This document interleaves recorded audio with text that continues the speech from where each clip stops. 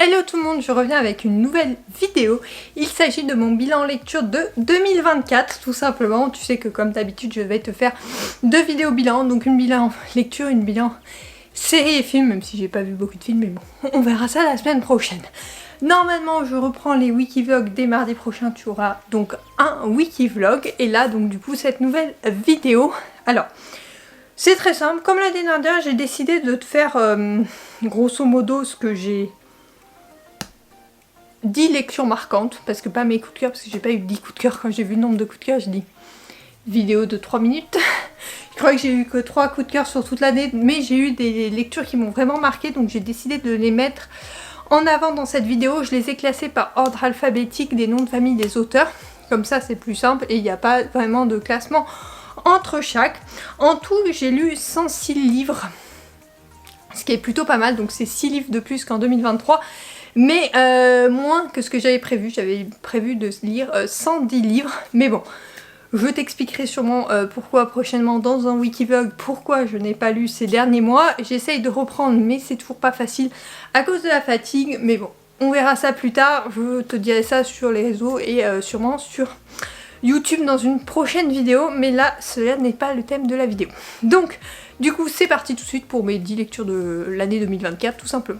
En premier, je vais te présenter donc Wicked, le tome 1, Tentation de Jennifer Larmentrout. Bon, je ne te présente plus l'auteur que j'adore et j'ai tous ces romans qui sont là-haut. J'ai 2 étagères complètes d'elle, donc forcément celui-là, il est sorti, monsieur me l'avait acheté parce que je l'avais loupé en sortie, tu te rappelles, et j'avais beaucoup aimé, donc je te lis le résumé. Ivy travaille pour l'Ordre, une organisation qui traque et tue les failles qui pénètrent le monde des humains. Un soir, elle affronte une créature plus redoutable que les autres et se retrouve blessée. Personne ne la croit lorsqu'elle essaye d'expliquer que ce faille avait des pouvoirs incroyables, hormis Ren, nouveau venu qui a pour rôle de chasser les anciens. Les 2 agents se retrouvent à faire équipe et à mesure de leur enquête avance, l'attirance grandit entre eux, mais Ivy a du mal à laisser libre cours à ses sentiments par peur de souffrir, d'autant qu'elle soupçonnerait de lui cacher quelque chose. Ça on le découvre à la fin du premier tome. Lorsque la Nouvelle-Orléans est sur le point d'affronter la plus grande menace qu'elle n'ait jamais connue, Ivy acceptera-t-elle de lui faire confiance? Donc on est dans un univers alors proche de celui des humains avec un univers fantastique par-dessus. C'est ce que j'aime beaucoup dans les Jennifer Larmentrout et notamment ceux-là. On a comme Luxe, en fait ça me fait un peu penser à un départ un peu pareil, mais avec un univers totalement créé par l'auteur et ça j'aime beaucoup. Alors certes les romances se suivent et se ressemblent avec Jennifer Larmentrout, pourtant celui-là j'ai vraiment pris du plaisir à découvrir les personnages et j'ai hâte de découvrir la suite pour voir comment va tourner leur romance. J'avoue que je ne sais pas du tout comment elle va tourner, je ne sais même pas quand est prévue la suite, j'espère pour 2025 parce que ça fait déjà 3 mois que je l'ai lu et j'ai un peu hâte de lire la suite, donc vraiment un livre sympathique que je peux te recommander. Et Jennifer Larmentrout, si tu aimes la romantasy ou la romance, elle écrit dans les 2 genres et franchement ses romans sont juste géniaux. Ensuite, encore un tome 1 dont j'attends avec impatience le tome 2, donc c'était le tome 1 de Adrid et Isolde, le roi de la guerre et du sang de Scarlett St. Clairs. Donc Scarlett, je l'aime beaucoup, j'avais lu Hadès et Perséphone, mais celui-là est bien meilleur. Isolde Lara considère le jour de ce mariage comme celui de sa mort. Pour mettre fin à une guerre qui dure depuis des années, elle doit épouser le roi des vampires, Adrien Alexander Vassilienne, et le tuer. Mais sa tentative d'assassinat est déjouée et Adrian menace Isolde de la transformer en morte vivante si elle essaie à nouveau de te tuer. Confrontée au risque de devenir ce qu'elle déteste le plus, Isolde cherche d'autres moyens de le défier et de survivre à la cour des vampires. Mais ce qu'elle craint le plus, c'est Adrian. Malgré leur indéniable alchimie, elle se demande pourquoi le roi, féroce sauvage sans pitié, l'a choisie comme épouse.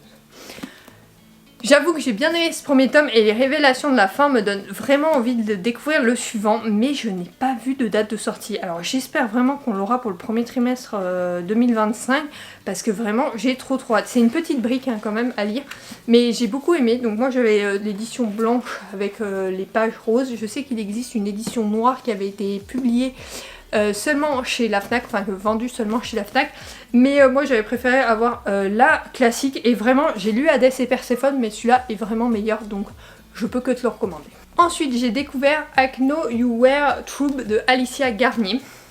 Après avoir refusé une demande en mariage, Joss se retrouve à participer à l'organisation de celui de son frère et de sa meilleure amie. Après tout, cette cette pause dans sa vie trépidante de danseuse à New York pourrait peut-être être une bénédiction. Mais elle ne s'était pas préparée à recroiser celui qui hante ses rêves durant des mois et n'a eu de cesse de la rejeter. Travis, lui, est coupé du reste du monde depuis longtemps. Ce n'est pas pour rien qu'il préfère se réfugier dans son bar et aborer un masque de glace plutôt que d'affronter son passé. Pourtant, le retour de Joy la déstabilise car il sait que la laisser s'approcher serait trop risqué. Cet éternel optimiste tenterait à coup sûr de recoller les morceaux de son cœur. Et ça, c'est impensable. Malgré tout ce qui les oppose, la tension entre eux est toujours aussi intense. Mais ressortiront-ils indemnes de cette histoire ?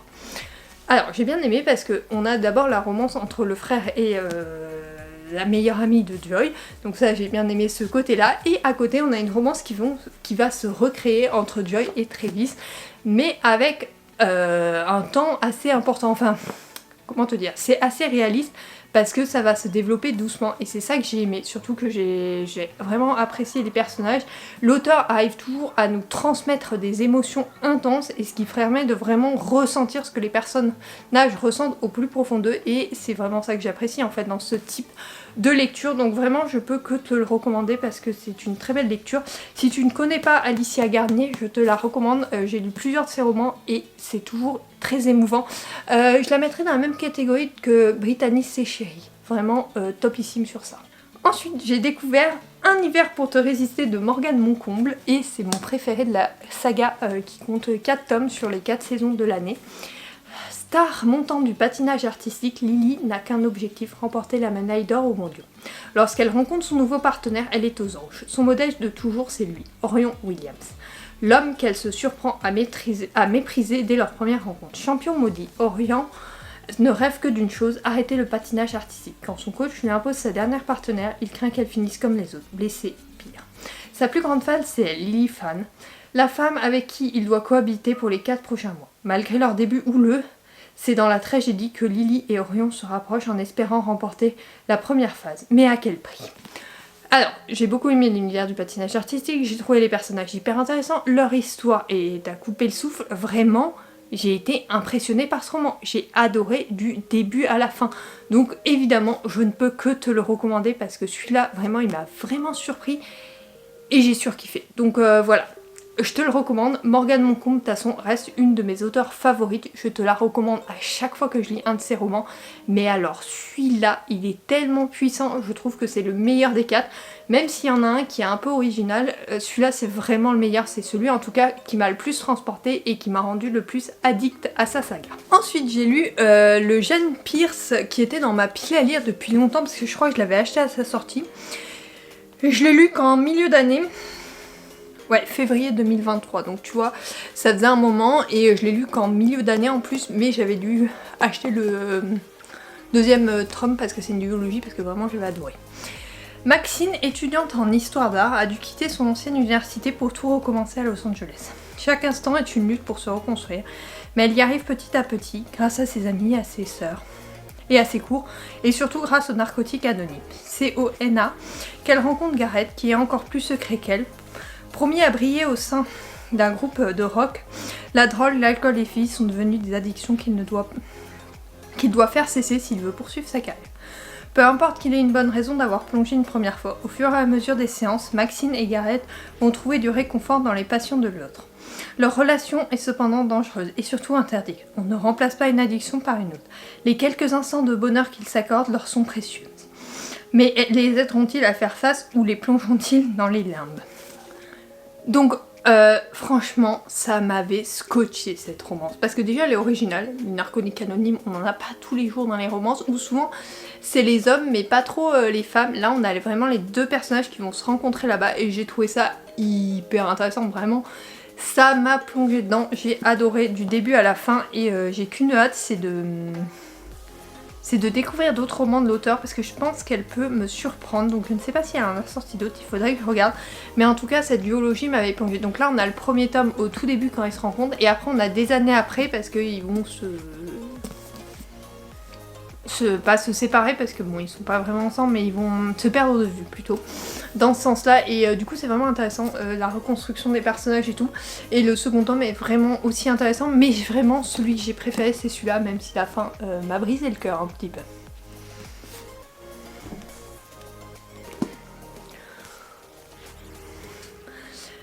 Ensuite, un peu différemment, j'ai lu Les Mystères de Phil House de Lucinda Riley. Alors tu sais que j'en ai lu pas mal parce que ma maman est totalement fan de l'auteur, donc j'ai lu toute la saga des 7 sœurs, plus un certain nombre de romans de cet auteur, et celui-là, j'ai vraiment apprécié. Au sein du prestigieux internat de Saint-Stephen, dans l'idyllique campagne de Northolt, se dresse une austère bastide victorienne assez laide et en manque cruel d'entretien, le dortoir de Phil House. Lorsque le corps sans vie d'un élève y est découvert, le directeur s'empresse de conclure à un tragique accident. Mais l'inspectrice londonienne Jess Hunter n'est pas de cet avis. En tentant de pénétrer le microcosme fermé que constitue le pensionnat, celle-ci apprend que la victime était un jeune homme arrogant qui avait beaucoup d'ennemis. Tandis que le mystère et les mensonges se multiplient, Jess plonge dans un monde fait de jeux, de pouvoir, de dépendance émotionnelle et d'affaires inachevées. Bientôt, ce sont des secrets vieux de plus de 30 ans qui refont surface, bien plus profondes que ce qu'elle aurait pu imaginer. J'ai beaucoup aimé cette enquête. L'auteur, elle va sur plusieurs genres, un contemporain et un avec beaucoup de mystère. Et j'aime bien ces romans avec du mystère. Alors souvent le mystère familial, mais là on a un mystère un peu différent et j'ai trouvé vraiment très sympa. En tout cas, il se lit très bien et il est vraiment original. Je peux te le recommander si tu veux pas te lancer dans la saga des 7 sœurs qui est... Je crois qu'il y a 8 tomes quand même dedans, donc qui est assez importante. Celui-ci pourrait te donner un avant-goût de ce qu'elle écrit et il est vraiment sympa, c'est pour ça que je voulais le mettre dans ces lectures marquantes de mon année 2024. La Kerston, le tome 1 de Sarah Rivers, le tome 2 sort cette année, j'ai tellement hâte. Donc c'est une dark romance, donc pour public averti, je te préviens. Dans la tranquillité trompeuse de la ville d'Evin aux États-Unis, Iris, confinée à la bibliothèque, est plongée dans ses révisions. À des kilomètres de là, un mercenaire affronte le froid tranchant de la nuit aussi glacé que le cadavre qu'il vient d'enterrer. Ils n'ont rien en commun, pourtant tous les deux ont le même objectif. Amasser assez d'argent, Iris pour payer ses frais de scolarité à l'université, le mercenaire pour mener à bien sa mission. Mission dont elle est la cible. Désormais, l'existence d'Iris est liée à celle de cet homme. Une connexion qui éveille en lui une curiosité et désir. Arrachée à la vie qu'elle a toujours connue, la jeune étudiante se retrouve à la merci du mercenaire dont l'impulsivité a forgé une réputation, celui qui a été façonné pour tuer. C'est une dark romance, mais bon, on a plus sur le côté romance que dark. Hein. Oui, il y a un côté dark parce que... bon bah il la retient un peu captif quand même, on va pas se mentir, donc c'est le côté dark. Mais moi j'aime bien ce genre de roman et celui-là il est vraiment bien écrit. J'avais lu aussi la duologie captive qui était extrêmement bien écrite également, sachant que le deuxième tome n'est pour moi pas du tout une dark romance pour le coup de captive. Celui-là on verra le deuxième tome, mais en tout cas j'ai hâte de le découvrir parce que celui-là c'est une sacrée brique. Je sais pas si je me le referai pas d'ailleurs sur un week-end avant le tome 2, mais en tout cas je pense que oui parce que j'avais tellement aimé, j'étais captivée du début à la fin et le style de l'auteur est très entraînant, donc vraiment bien à lire, je te le recommande. Après il faut aimer le genre dark romance, donc c'est pas pour tout public, mais pour un public averti qui apprécie ce genre, je le recommande. Après pour les autres, si vous ne connaissez pas trop le genre, c'est pas le premier que je te recommanderais. Je te recommanderais d'abord de te renseigner sur ce que vraiment la dark romance et peut-être après te plonger dans ce genre de roman, mais il y a les Piper Winters qui sont pas mal aussi pour commencer dans ce genre de roman. Ensuite, en numérique, j'ai lu la saga À contresens de Mercedes Ron. Donc là, je te mets le premier tome et je te lis le résumé de ce premier tome. Il y a 3 mois, ma mère m'a annoncé une terrible nouvelle. Nous déménageons en Californie chez son nouveau mari millionnaire. Non mais ce n'est pas le rêve, c'est un cauchemar. Je dois quitter mes amis, mon copain et par-dessus tout, j'hérite d'un demi-frère. Nike a tout pour me déplaire, surtout quand je découvre son secret, sa double vie. Course de voiture, fille, bagarre, en plus d'être un gosse de riche, Nick est dangereux. Et en plus... Et puis un jour, je me retrouve mêlée à son histoire malgré moi. Mais avec mes certitudes se mettent à vaciller et ma vie à basculer. Alors, pourquoi je l'ai découvert ? Parce que j'avais kiffé les films, enfin le premier film d'ailleurs, il faudrait que je vois le deuxième qui est sorti sur Amazon Prime, mais j'avais kiffé le premier film et je m'étais dit tiens je vais me faire la saga. Donc je me suis fait toute la saga des 6 tomes à la fois, sachant que j'ai kiffé 1, 2, 3, top, 4 un peu moins, 5, 6, 7, 5, 6, bof. Mais ça reste une saga qui a été marquante pour mon année, donc voilà, c'est pour ça que je te la recommande parce que vraiment c'est marquant. Après, c'est pas le genre de saga qui est fait pour Bah, si t'aimes encore la jeunesse, ça va, mais par contre, si tu n'aimes que l'adulte, ça ne sera pas fait pour toi parce que c'est très très jeunesse à mon goût. Mais voilà, ça reste une saga sympa, donc voilà, je peux que te la recommander. Ça se lit relativement vite, moi je l'avais sur liseuse et franchement, je l'ai lu en même pas une semaine quand j'étais en vacances, donc vraiment sympa, je peux que te la recommander. Je pouvais pas faire un top sans mettre Mia Sheridan, donc avec More Than Words, un livre qu'elle est sorti cette année.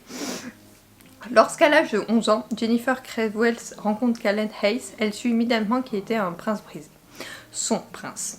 Ils étaient devenus l'un pour l'autre un refuge, un havre de paix magique, loin de leur vie respective perturbée, jusqu'au jour où Callen l'a embrassé.